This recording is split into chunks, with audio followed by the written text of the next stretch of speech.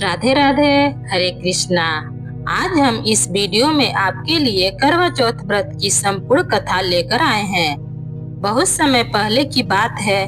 किसी साहूकार के 7 बेटे थे और उनकी एक बहन करवा थी।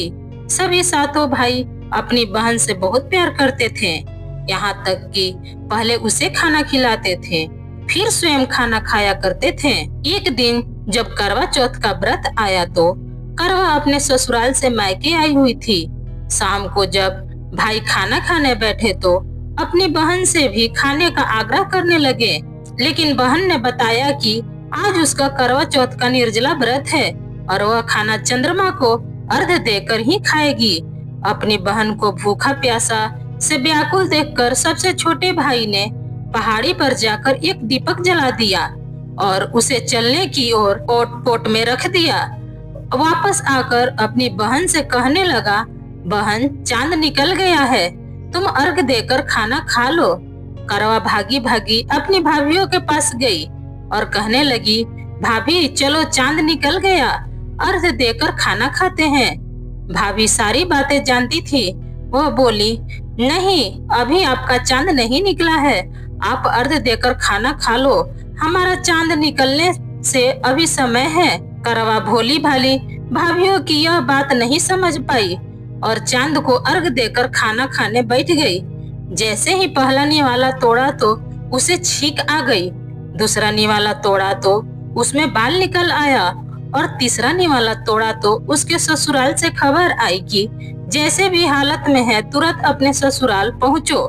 सेठानी करवा को विदा करने के लिए जैसे ही कपड़े निकालने लगी तो कभी उसके हाथों में काला कपड़ा आ जाए तो कभी सफेद। यह देखकर सेठानी को बहुत आश्चर्यचकित हुआ। करवा से बोली, बेटा रास्ते में जो भी मिले उन सबके पैर छूती जाना, जो भी तुझे खूब सुहागन होने का आशीर्वाद दे तो वही अपने पल्ले में गांठ बांध लेना। माँ की यह बात सुनकर करवा अपने ससुराल के लिए निकल गई। रास्ते में जो भी मिला करवा उन सब के पैर छूती गई। सभी उसे खुश रहो सुखी रहो आशीर्वाद देते रहे। किसी ने भी उसे सदा सौभाग्यवती रहने का आशीर्वाद नहीं दिया।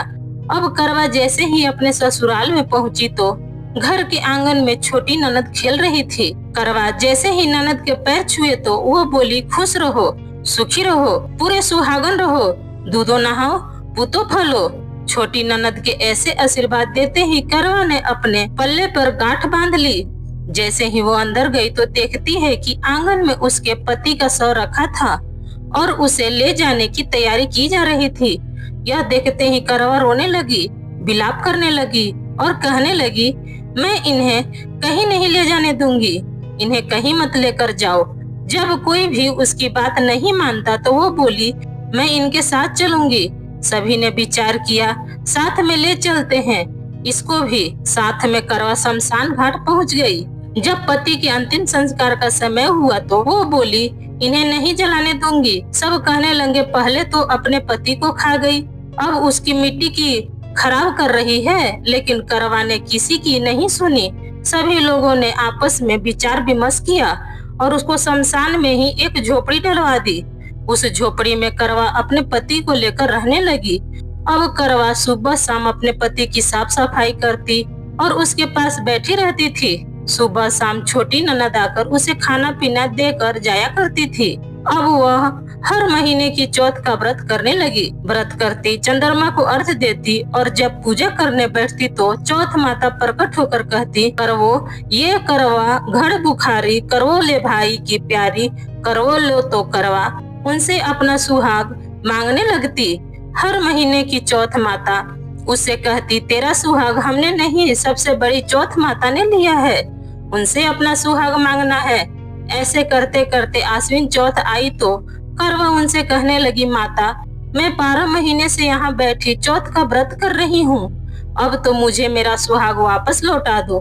तब आश्विन की चौथ माता करवा से कहने लगी, तेरा सुहाग हम नहीं लौटा सकते, तुझसे बड़ी कार्तिक की चौथ, माता नाराज है। यदि तू अपने पति के प्राण वापस चाहती है तो उनके पैर पकड़ लेना और उनके पैर छोड़ना मत। 16 श्रृंगार का सारा सामान तैयार रखना। ऐसा कहकर चौथ माता अंतर ध्यान हो गई।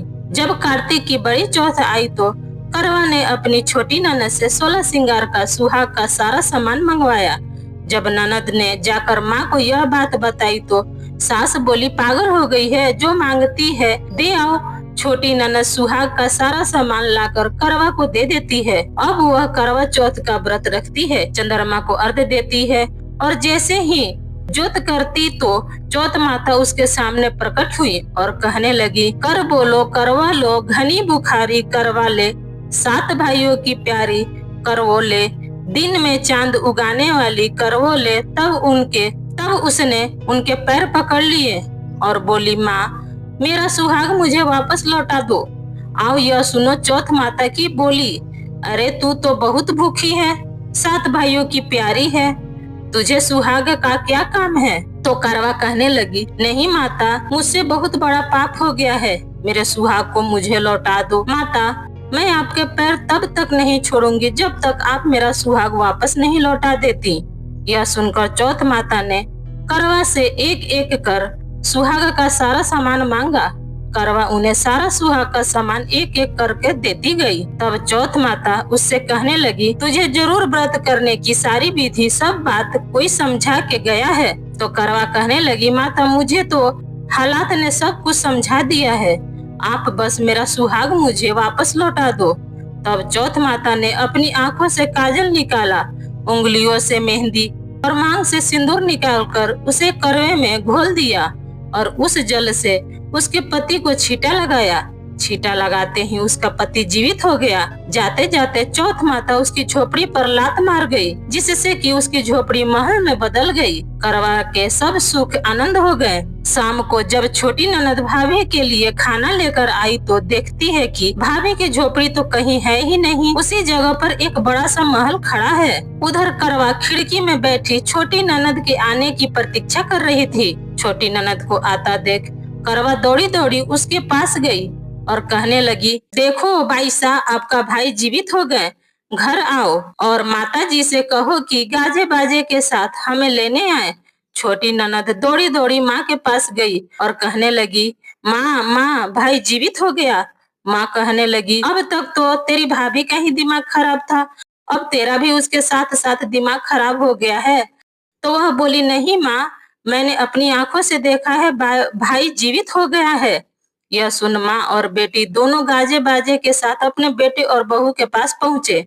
बेटे को जीवित देख सास बहू के पैर छूने लगी और बहू सास के पैर छूने लगी और कहने लगी, माता जी देखो आपका बेटा जीवित हो गया है।